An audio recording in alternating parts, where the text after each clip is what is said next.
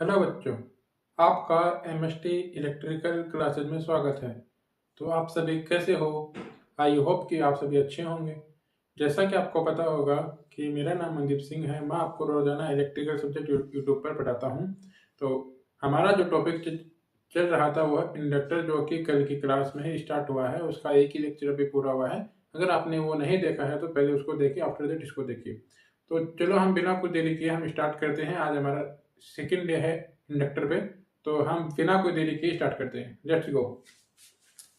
तो हम जो पढ़ रहे हैं वो है हमारा इंडक्टर, राइट।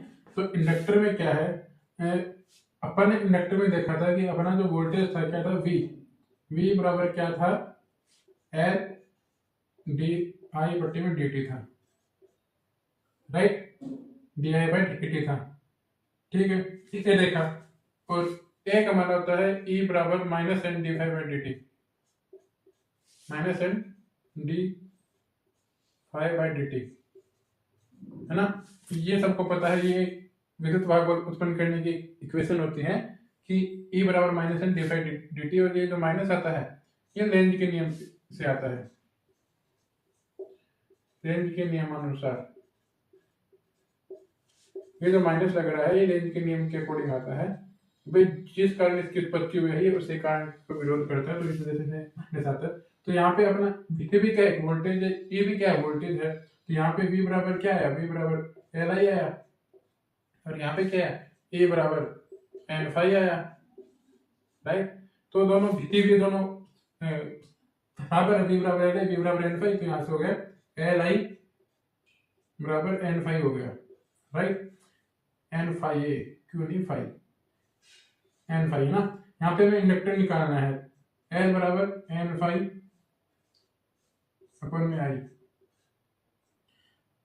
एक अपना फॉर्मूला होता है मैग्नेट वाले चैप्टर में, जो कि हम आगे पढ़ेंगे, लेकिन अभी यहाँ पे उसका यूज है तो एक बार यहाँ लिखना जरूरी है कि अपना जो इंडक्टर में जो मैग्नेट में जो अपना प्रतिष्ठम होता है, जो रिलेक्टेंस होता है, वो क्या होता है, आर एम। तो आर एम बराबर क्या, आर एम नहीं, उसको आर एम दिखा दो या ऐसे डिफाइन कर दो, आर एम से डिफाइन कर दो या ऐसे डिफाइन कर दो।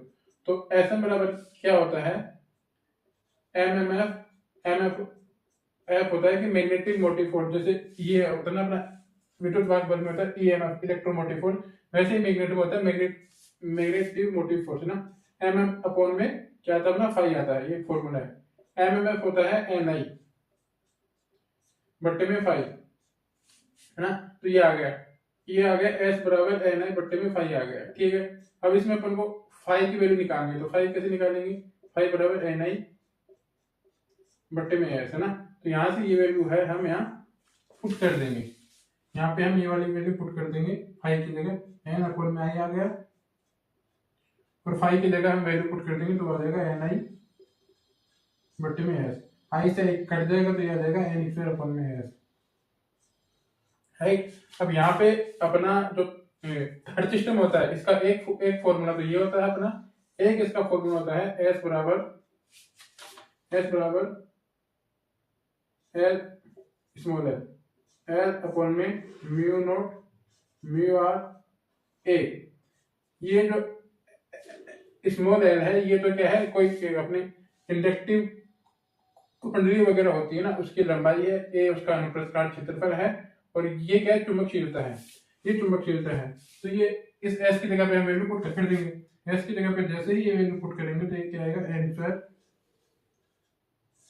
बट्टे में एल अपॉन में म्यू नॉट म्यू आर और क्या है ए, ये अपने वैल्यू पुट कर दी। तो यहाँ पे अपना जो अपना इंडक्टर है एल है, एल बराबर क्या है अपना, एल बराबर आएगा mu not mu R A into L square upon में एल। तो ये अपना इंडक्टर का एक फॉर्मूला आता है। इंडक्टर का फॉर्मूला कि अगर कोई भी कुंडली है, बाई चांस अपनी कोई कुंडली है, मानो ये कुंडली है, तो उस कुंडली में कितना इंडक्टिव गुण होगा वो इस फॉर्मूले के अकॉर्डिंग निकालते हैं। वे कुंडली की लंबाई क्या है, एल तो क्या लंबाई है, स्मॉल ए क्या अपना अनुप्रस्थ काट क्षेत्रफल हो गया, और ये जो कैपिटल है ना, ये अपना क्या गया, नंबर ऑफ टर्न आ गया। और म्यू होती है चुंबकशीलता होती है। म्यू नॉट तो होती है हवा या प्रकाश की चुंबकशीलता, म्यू आर होती है रिलेटिव चुंबकशीलता, सापेक्षिक चुंबकशीलता होती है। इनको भी हम आगे वाले लेक्चर में पढ़ेंगे। अभी या तो आज पढ़ लेंगे वरना कल पढ़ लेंगे चुंबकशीलता को, है ना। तो ये हम आगे पढ़ेंगे। तो ये जो फॉर्मूला है इसको याद रखना, ठीक है। अपना जो इंडक्टिव जो गुण होता है कि अपना जो इंडक्टर है वो किन किन राशियों पे डिपेंड करता है, ये उसका फॉर्मूला है। इंडक्टर है वो कुंडली की लंबाई के वैध क्रमानुपाती होता है, अनुप्रस्थ काट के समानुपाती होता है, नंबर ऑफ टर्न के वर्ग के समानुपाती होता है। तो ये चीज है, तो अपना इंडक्टर है वो इन इन चीजों पे डिपेंड करता है, राइट। अभी हम इसको, ये तो अपना ये फॉर्मूला है, ये काम का है, बड़ा काम का है। इस पे न्यूमेरिकल भी पूछे जाते हैं और ये ऐसे भी बहुत सी जगह काम आता है ना। तो ये फॉर्मूला याद रखना है। बाकी हम आगे आगे चलते हैं। तो ये अपन ने पढ़ा है कि ये इंडक्टर का जो फॉर्मूला ये कैसे लिखना है। इस पर क्या होगा, अपना जो इंडक्टर है, जैसे अपने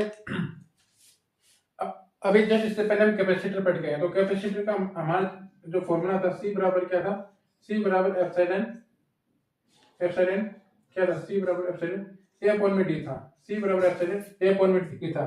तो ये क्या था, ये वो फॉर्मूला था जिस पर कैपेसिटर है, जो कैपेसिटेंस क्षमता है वो डिपेंड करती है। इसमें जो इंडक्टर किन किन चीजों पर डिपेंड करता है उसका फॉर्मूला ये है ना। तो जैसे कैपेसिटर में था, कैपेसिटर इन इन राशियों पर डिपेंड करता है, वैसे इंडक्टर इन राशियों पर डिपेंड करता है। तो ये हम आगे के लेक्चर में पढ़ते हैं। तो अभी मैं उम्मीद करता हूँ कि आपको ये फॉर्मूला समझ में आया होगा। अगर फॉर्मूला समझ में आया तो बहुत अच्छी बात है, वरना इसको आप डायरेक्ट याद कर लो। एल बराबर mu not mu R A into N square upon में एल। तुमको एक बार यहाँ लिख दूँ, जहाँ पहली बात तो स्मॉल ए क्या है आपका,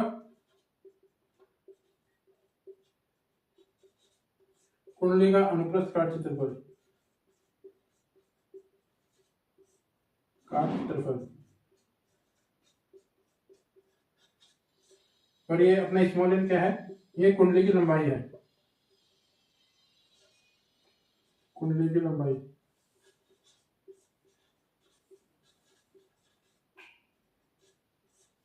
कुंडली की लंबाई, ठीक है। ये अपना कैपिटल एन है, ये क्या है, ये नंबर ऑफ टर्न है कि कुंडली में कितने नंबर कितने टर्न होंगे, नंबर ऑफ टर्न, टर्न की संख्या क्या है, टर्न की संख्या, कितने टर्न है। और ये म्यू है, अपनी चुंबकशीलता है ना, म्यू क्या अपनी चुंबकशीलता है। तो हम आगे वाले साइड में चलते हैं। ये फॉर्मूला बड़ा काम का है तो इसको याद रख लेना, ठीक है। तो हम चलते हैं आगे। आगे हम पढ़ते हैं कि जो इंडक्टर है, प्रेरक की निर्भरता, प्रेरक आपका जो इंडक्टर है, इंडक्टर की निर्भरता, वे किस किस चीज पे ये निर्भर करता है। इंडक्टर निर्भरता डिपेंडेंसी है ना, इंडक्टर किन किन राशियों पे डिपेंड करता है। तो हमने जो फॉर्मूला पढ़ा है, एल बराबर mu not mu R A N X Y upon में स्मॉल एल। तो किन किन चीजों पर डिपेंड करता है, ये है अपनी कोयल।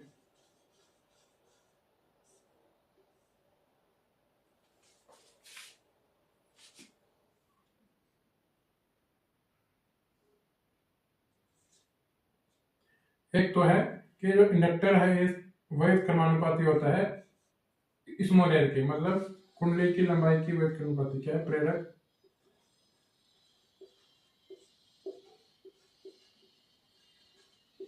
कुंडली की लंबाई के, ये अपनी कुंडली है तो जो इसकी लंबाई है इसके वैध क्रमानुपाती। इंडक्टर प्रेरक कुंडली, प्रेरक है कुंडली की लंबाई के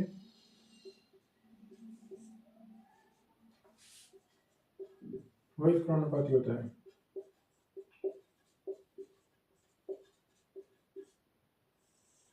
वैध क्रमानुपाती होता है। एक बात तो ये हो गई। दूसरी बात क्या है कि जो अपना एरिया है, अनुप्रस्थ काट क्षेत्रफल है, इसके क्या होता है, समानुपाती। इंडक्टर है समानुपाती है अनुप्रस्थ काट क्षेत्रफल के। तो क्या लिखा है, प्रेरक कुंडली के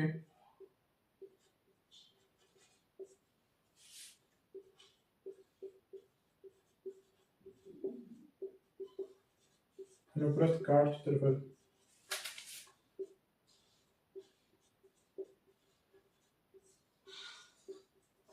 समानुपाती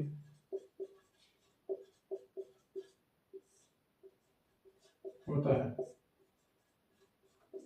क्या है अपना, एक तो यह इंडक्टर है, ये लंबाई के वर्ग के समानुपाती होता है, और ये अपना एरिया के समानुपाती। तीसरी बात, नंबर ऑफ टर्न्स के वर्ग के समानुपाती। इंडक्टर समानुपाती होता है n/1 के।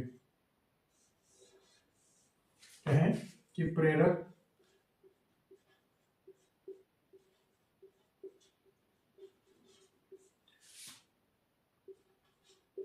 कुंडली में उपस्थित टर्न की संख्या है,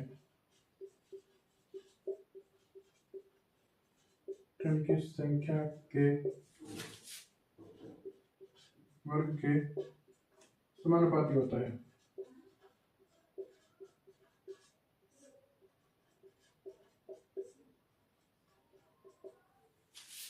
ठीक है। चौथी बात क्या है कि चुंबकशीलता। देखो अपनी जो चुंबकशीलता होती है, जो होती है ना, म्यू चुंबकशीलता होती है, म्यू बराबर म्यू नॉट म्यू आर होता है। तो इसको बोलते हैं चुंबकशीलता। चुंबकशीलता। और इसको बोलते हैं निर्वात की चुंबकशीलता, हवा या निर्वात की चुंबकशीलता। हवा या निर्वात की चुंबकशीलता। चुंबकशीलता। और ये अपनी होती है सापेक्ष चुंबकशीलता, रिलेटिव चुंबकशीलता। सापेक्ष चुंबकशीलता ना, ये अपनी सापेक्ष चुंबकशीलता, ये अपनी चुंबकशीलता, ये हवा या निर्वात की चुंबकशीलता। तो ये चुंबकशीलता के भी समानुपाती होता है। अपना L क्या है, L समानुपाती होता है म्यू के। म्यू क्या अपनी चुंबकशीलता है ना, म्यू बराबर ही म्यू नॉट म्यू आर होता है। देखिए L प्रेरक चुंबकशीलता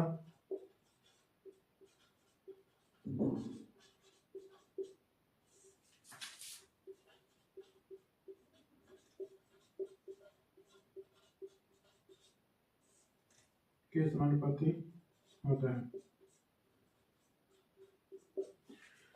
अपना जो इंडक्टर होता है वो चुंबकशीलता के क्या होता है, समानुपाती होता है। तो ये जो फॉर्मूला है, ये इस पे न्यूमेरिकल भी आते हैं कि भाई अगर एक कुंडली की लंबाई कुछ भी है, मानो रेंडमली कुंडली की लंबाई 10 मीटर है, नंबर ऑफ टर्न 100 है, अनुप्रस्थ काट क्षेत्रफल 1 मीटर स्क्वायर है, और चुंबकशीलता बोल देंगे कि हवा का माध्यम में क्या है, जो भी है वो माध्यम बोल देंगे कि भाई ये माध्यम है चुंबकशीलता का।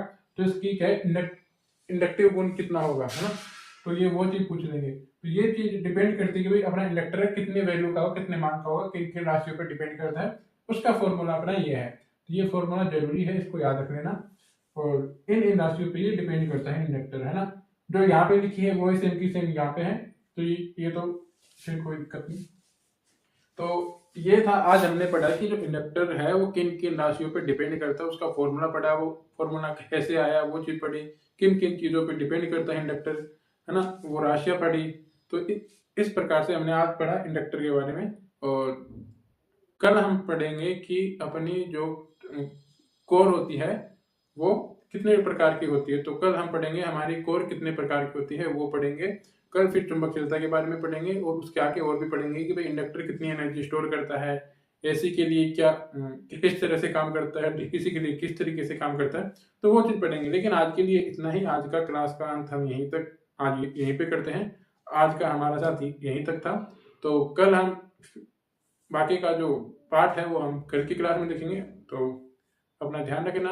Have a nice day, take care, okay.